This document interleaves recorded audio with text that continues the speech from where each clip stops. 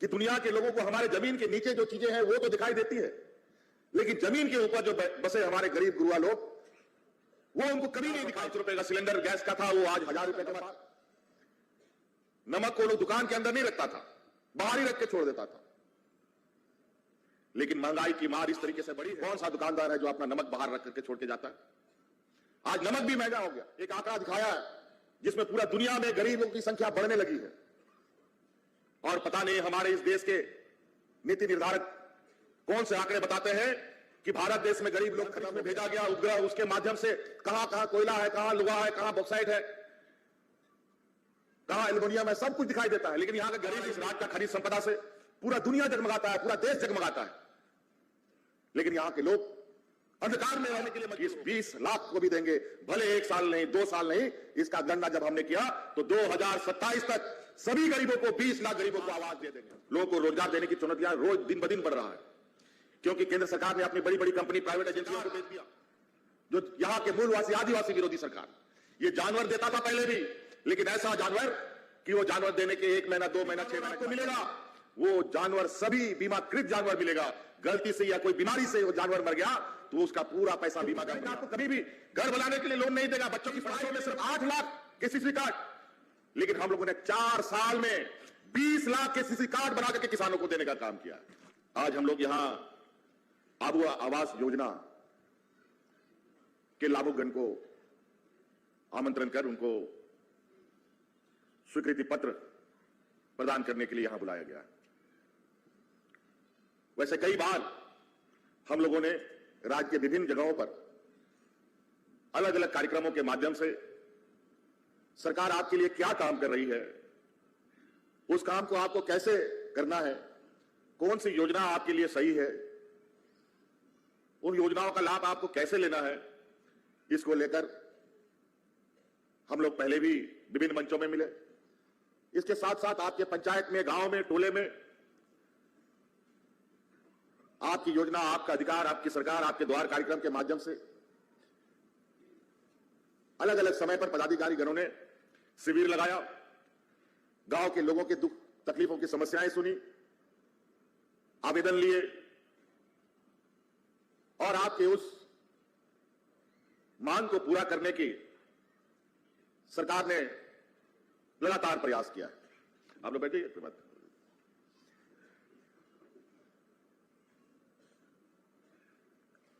हम लोगों ने देखा है,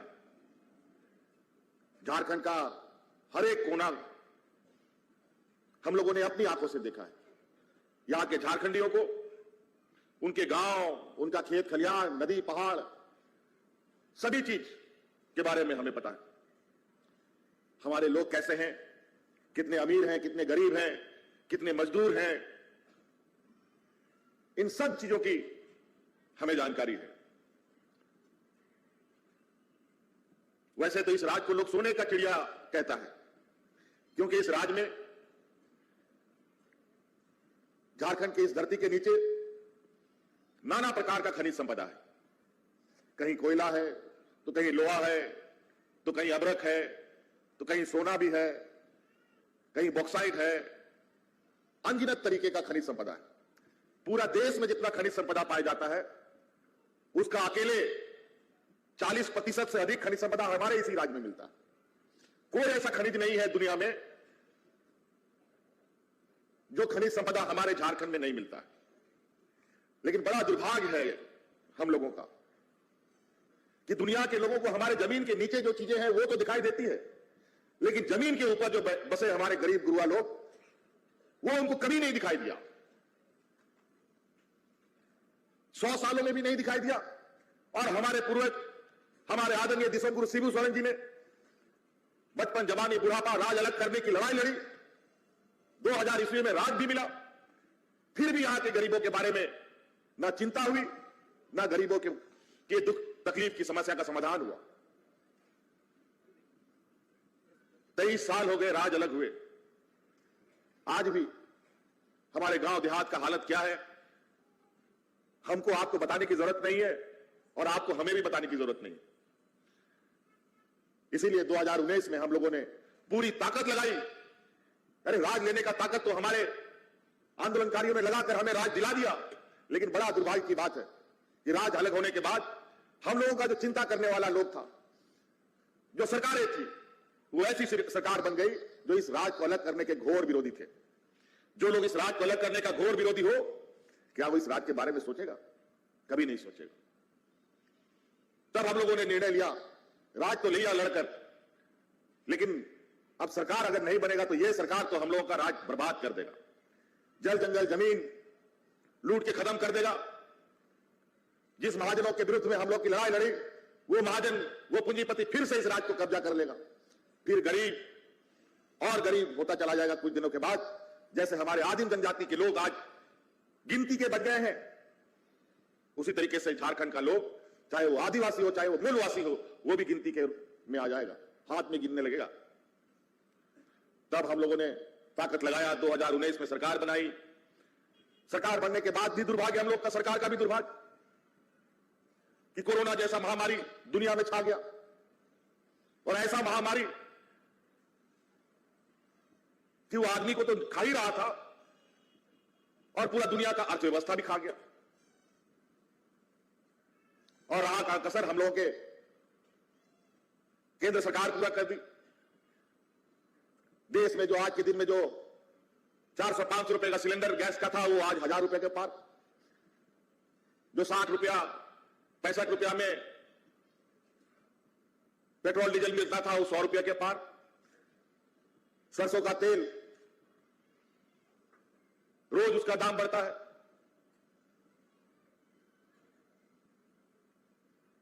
एक समय आपको याद होगा, हाट बाजार में जो दुकानदार था, दुकानदार सब है, नमक जो होता है ना, नमक को लोग दुकान के अंदर नहीं रखता था, बाहर ही रख के छोड़ देता था।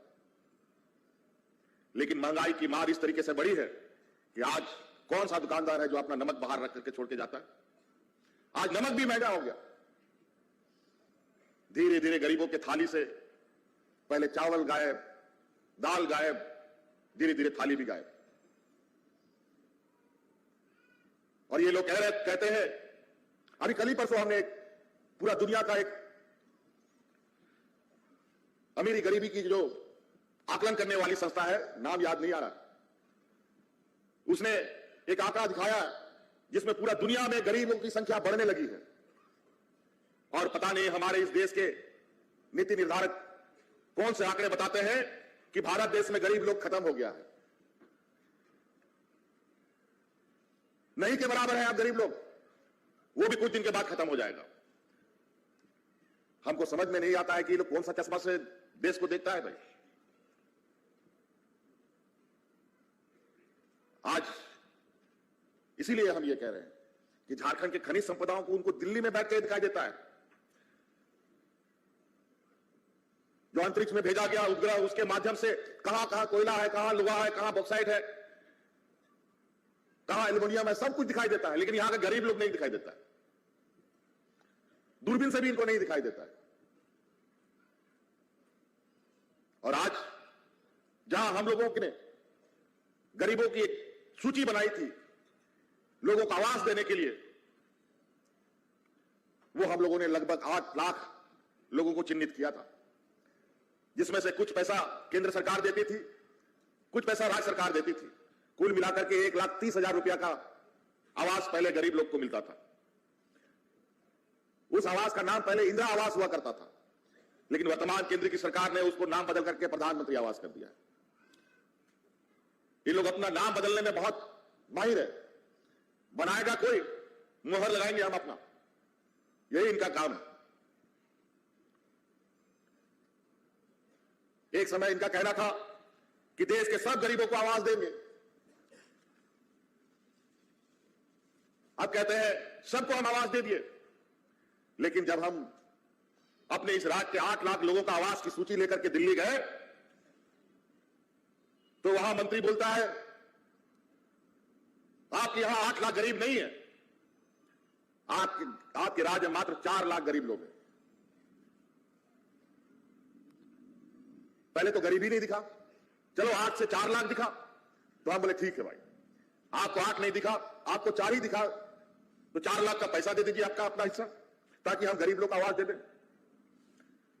कुछ दिन के बाद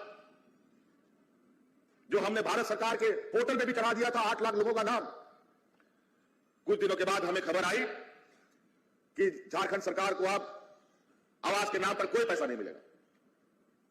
हम बोले ये कैसे हो सकता है? आज देश का सारा पैसा इकट्ठा करने का जिम्मा केंद्र सरकार ने ले रखा है। हर चीज से टैक्स वसूलता है, आपसे भी टैक्स वसूलता है। आप नमक खरीदते हैं उसमें टैक्स लगता है, आप कपड़ा खरीदते हैं उसमें टैक्स लगता है, दाल चावल तेल खरीदते हैं उसमें टैक्स लगता है, बच्चों के लिए जूता चप्पल कलम कागज खरीदते हैं उसके बाद टैक्स लगता है। चाहे वो हाट से खरीदते हो, चाहे वो आप बाजार से खरीदते हो, जहां से भी खरीदिएगा आपको टैक्स लगेगा। और वो टैक्स सारा का सारा पैसा केंद्र सरकार के पास जाकर जमा हो रहा है। पहले तो एक समय कुछ राज्य सरकारों को भी अधिकार था पैसा जमा करने के लिए, पैसा इकट्ठा करने के लिए। आखिर हम गरीब गुरुआ को अनाज देंगे, आवास देंगे, बच्चों की शिक्षा में बेहतर सुधार लाएंगे, उनका स्कॉलरशिप, उनका जो छात्रवृत्ति है वो बढ़ाएंगे, बूढ़ा बुजुर्ग को पेंशन देंगे, महिलाओं विधवा महिलाओं को पेंशन देंगे, तो वो पैसा तो चाहिए।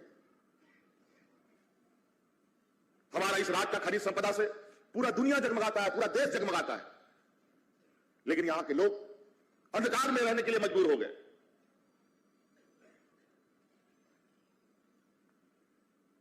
बड़ा विचित्र स्थिति बना। हम लोगों ने सरकार बनाई, कोरोना जैसा महामारी आया, 1.5-2 साल वही खा गया हम लोगों का, लेकिन हम लोगों ने हार नहीं मानी। एक एक समस्या का समाधान हम करते जा रहे हैं।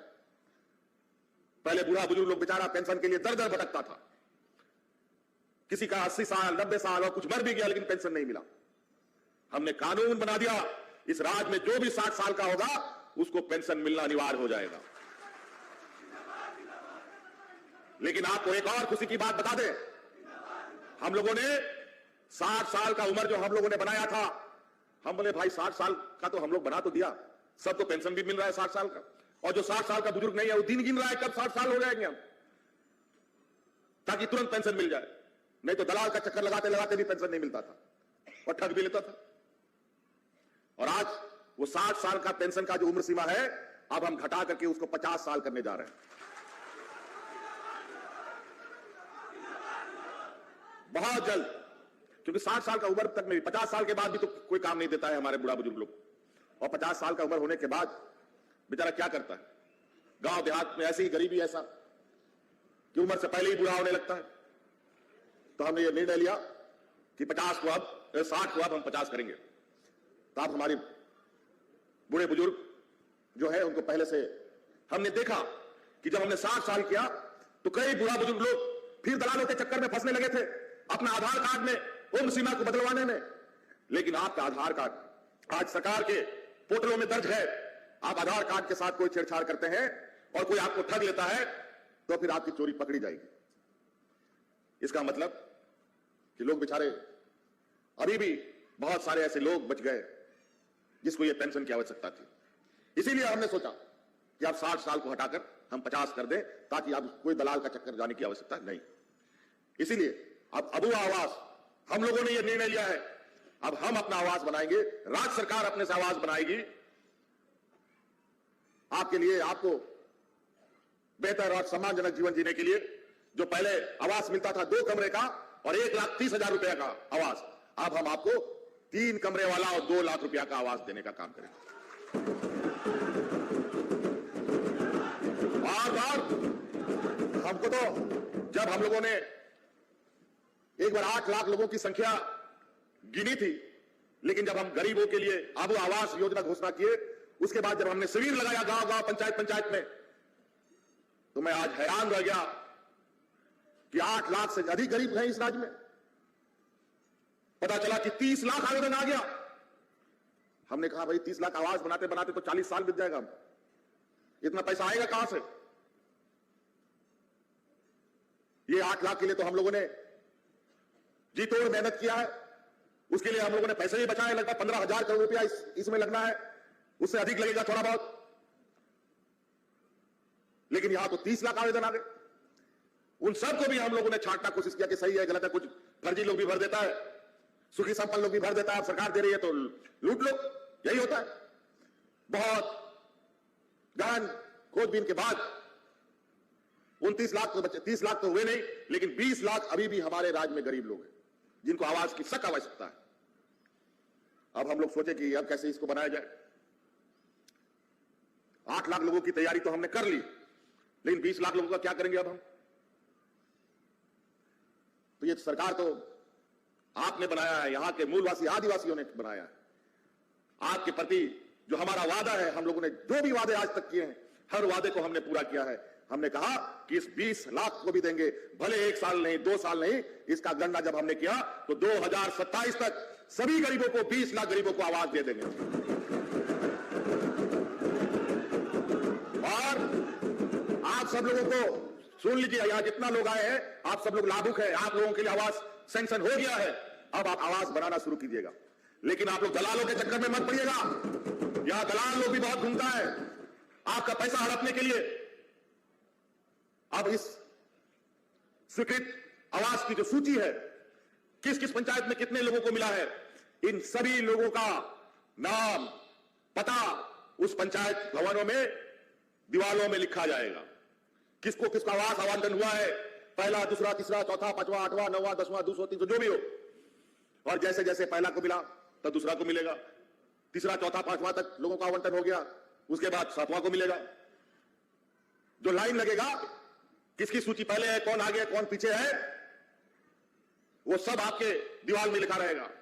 और अगर आपके पास मोबाइल है, और मोबाइल नहीं है तो अगर आपका बेटा का मोबाइल है तो वो नंबर भी आपसे हम लेंगे, और समय समय पर आपको उस मोबाइल के माध्यम से सूचना प्राप्त होगा कि आपका नंबर कितना घट रहा है। आपको पता चलता रहेगा कि इसका हो गया, इसका हो गया, मेरा बारी आ गया। तो इसके लिए दलालों के पास जाने की जरूरत नहीं है। नहीं तो सबको लगता है कि आपका घर हम सैंक्शन करा देते हैं, उससे फिर 5,000 रुपया ले लेगा, फिर आप उससे दोबारा पैसा वापस नहीं ले पाइए। इसीलिए हम लोगों ने आज 8 लाख गरीबों से बढ़ाकर 20 लाख गरीबों को आवाज देने के लिए हम लोगों ने निर्णय लिया है। 20 लाख आवाज बनाने के लिए भी तो उतना मिस्त्री चाहिए, उतना मजदूर चाहिए आपको। तो इसलिए आज हम लोगों ने खूंटी और सिमडेगा मिलाकर के लगभग आज यहां जो आप लोग आए हैं, 8,000 से अधिक लोग यहां हैं। अब वो आवास की योजना मिलने जा रही है। एक साथ और लगभग इन दोनों जिला में मिलाकर लगभग 75,000 अब वो आवास खूंटी और सिमडेगा जिले में लोगों को मिलेगा।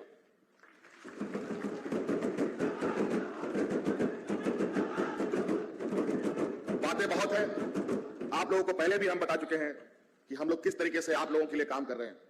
कल भी बहुत सारा बच्चों को, लगभग 2,500 बच्चियों को हम लोगों ने प्राइवेट कंपनियों में नौकरी दिया है। और जहां वो काम कर रही है या कर रहा है, वहां पर सरकार बनने के बाद से आज तक हम लोग लगभग 12-13 हजार बच्चों को वहां रोजगार दे चुके हैं, वहां काम कर रहे हैं। जो 10,000 रुपए कमा रहा था वो आज के दिन में 1-1 लाख रुपए कमा रहा है। सरकार के पास लोगों को रोजगार देने की चुनौतियां रोज दिन ब दिन बढ़ रहा है, क्योंकि केंद्र सरकार ने अपनी बड़ी बड़ी कंपनी, प्राइवेट एजेंसियों को बेच दिया। अब वहां नौकरी नहीं है। अब राज्य सरकार के पास जितनी क्षमताएं हैं, सरकारी नियुक्तियां भी निकल रही है। गैर सरकारी संस्थानों में भी हम लोगों ने कानून बना दिया कि जो भी यहां कंपनी लगेगी 75% लोग हमारे यहां के लोकल स्थानीय लोग होने चाहिए। इसके तहत अभी तक हम लोगों ने 50,000 से अधिक बच्चों को विभिन्न कंपनियों में नियुक्ति पत्र दिया। कोई बहुत अच्छा कंपनी, बहुत बड़ा बड़ा कंपनी भी है और कुछ छोटा कंपनी भी है। रोजगार तो रोजगार है। उससे भी अगर हमारा रास्ता खत्म नहीं होता तो स्वरोजगार के लिए भी हम लोगों ने मुख्यमंत्री रोजगार सृजन योजना चला रखी है, जहां आप आवेदन देकर के स्वरोजगार के लिए जो आपको काम करना है, महिला हो पुरुष हो, चाहे आप राशन दुकान चलाना चाहते हैं, ब्यूटी पार्लर चलाना चाहते हैं, सिलाई दुकान चलाना चाहते हैं। बहुत सारा लड़का सब अलग अलग राज्य में जाकर के कोई टेम्पू चलाता है, कोई टैक्सी चलाता है, आप मुख्यमंत्री रोजगार सृजन योजना में अगर आप गाड़ी भाड़ा में चलाना है तो आप आवेदन कीजिए, बिना गारंटी का, बिना बंधक रखे, कोई जमीन गिरवी आपको रखना नहीं पड़ेगा। आप आवेदन दीजिए, आपको सरकार जो गाड़ी आप चाहते हैं वो गाड़ी आप उपलब्ध करा सकते हैं और आप उसको भाड़ा में चलाइए। तो अलग अलग तरीके से खेती बाड़ी के लिए भी विश्व हरित ग्राम योजना हमने चलाया है। अभी मुझे कुछ दीदियों ने स्ट्रॉबेरी दिया है गिफ्ट। योजनाओं के साथ इनको हम लोगों ने जमीन उपलब्ध कराया और स्ट्रॉबेरी का वो खेती कर रही हैं और मुझे खुशी है कि उस खेत से उगा हुआ पहला स्ट्रॉबेरी इन लोगों ने आज मुझे दिया है और मैंने उनको आश्वस्त किया भी है कि मैं उनके खेत में भी जाकर के देखूंगा। मेहनत का फल हमेशा मीठा होता है। हमारे राज्य में दूसरे राज्यों से अंडा आता है, दूसरे राज्यों से मांस मछली आता है। इतना खपत है इस राज्य में, अगर वही अंडा यहीं पर होने लगे तो दूसरा राज्य क्यों यहां व्यापार करेगा? हमारा पैसा दूसरा राज्य में क्यों जाएगा? आप तो मुर्गी फार्म खोलिए, बकरी पालन कीजिए, गाय पालन कीजिए, दूध भी दूसरे राज्यों से आता है हमारे यहां। जो पैसा यहां का बाहर का व्यापारी कमा के जाता है तो यहां का लोग क्यों नहीं अपना पैसा अपने घर पे रखे? तो मुख्यमंत्री पशुधन योजना हमने लाया है। आप जो जानवर पालना चाहे पालिए, मछली पालना चाहते हैं, गाय बकरी सुअर कुछ भी पालना चाहते हैं। और हम लोगों ने तो इस बार इन जानवरों में भी बहुत अच्छा व्यवस्था बना दिया है। पशु शेड भी आपको दे रहे हैं जानवर रखने के लिए। और जो जानवर पहले मिलता था, हमारे जो पूर्व की सरकार, जो यहां के मूलवासी आदिवासी विरोधी सरकार, ये जानवर देता था पहले भी, लेकिन ऐसा जानवर कि वो जानवर देने के 1 महीना 2 महीना 6 महीने के बाद मर जाता था। बेचारा 6 महीना साल भर मेहनत करने के बाद कोई जानवर किसान का मर जाए, फिर वो हिम्मत नहीं कर पाता था। लेकिन इस बार हम लोग जो भी जानवर आपको मिलेगा वो जानवर सभी बीमाकृत जानवर मिलेगा। गलती से या कोई बीमारी से वो जानवर मर गया तो उसका पूरा पैसा बीमा कंपनी आपको देगी, कोई नुकसान नहीं होगा। अरे यही तो था हमारा पुरखा लोगों का संपत्ति, पशुधन जिसको हम लोग बोलते हैं। हम लोग के यहां बैंक में भरा हुआ पैसा नहीं है।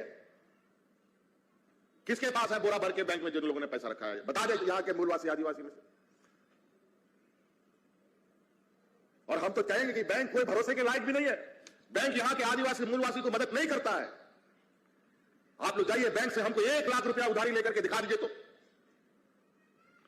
और आज सरकार करोड़ों रुपया बिना किसी बंधक का आपको उपलब्ध करा रही है।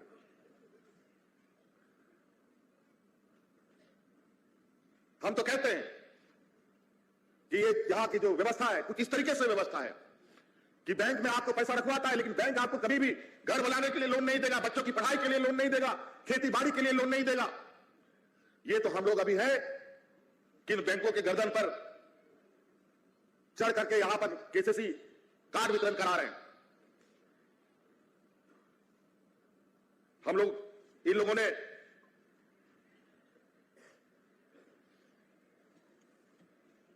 राज अलग होने के बाद 2019 तक जो किसानों के लिए केसीसी कार्ड इन लोगों ने किसानों तक पहुंचाया था, मात्र 8 लाख, 20 वर्षों में सिर्फ 8 लाख केसीसी कार्ड। लेकिन हम लोगों ने 4 साल में 20 लाख केसीसी कार्ड बना करके किसानों को देने का काम किया। आप बोले ऐसा काम नहीं चलेगा। अगर बैंक में, अगर यहां पर राज्य सरकार के राज्य के बैंक में अगर पैसा है तो उसका 60% खर्चा आपको झारखंड के राज्य के लोगों के लिए करना पड़ेगा। वही हाल स्थिति जेएसएलपीएस और सेल्फ हेल्प ग्रुप महिलाओं दीदियों का है। अभी मंत्री जी बता रहे थे, इन लोगों ने विगत 15 सालों में 16 सालों में मात्र 600 करोड़ रुपया हमारे इन महिला दीदियों के ऊपर बांटा था 15-16 साल में। और हम लोगों ने मात्र 4 साल के अंदर 8,000 करोड़ रुपया उन महिला दीदी के ऊपर बांटने का काम किया है।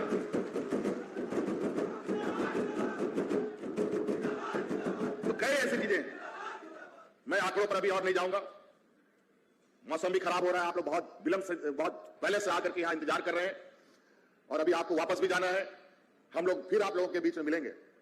अभी बहुत तेजी से नई नई गतिविधियां आपके सामने देखने को मिलेगा। अभी ये साल में हम लोगों का राजनीतिक परीक्षा की भी घड़ी आएगी। चुनाव जिसको कहते हैं, जो 5 साल में एक बार आता है, लोकसभा का भी चुनाव और विधानसभा का भी चुनाव। तो आप देखिएगा कौन क्या बोलेगा। विकास के नाम पर कोई आपको कुछ नहीं बताएगा। वो अगर बताएगा तो ये झारखंड सरकार बताएगा, हम आपको बता सकते हैं और लिख के बता सकते हैं कि आज हम लोगों ने इन 4 सालों के अंदर कोरोना से बचाते हुए लोगों को, यहां के गरीब गुरबा लोगों के हक अधिकार घर घर पहुंचा के देने का काम कर रहे हैं। तो इसलिए इन्हीं बातों के साथ हम अपनी बातों को यही विराम देना चाहते हैं। बातें बहुत है, अब चूंकि इस वक्त मौसम भी खराब है और अलग दूसरे कार्यक्रमों में आपसे मुलाकात होगी। इन्हीं बातों के साथ बहुत बहुत धन्यवाद, शुक्रिया, फिर से जोहार।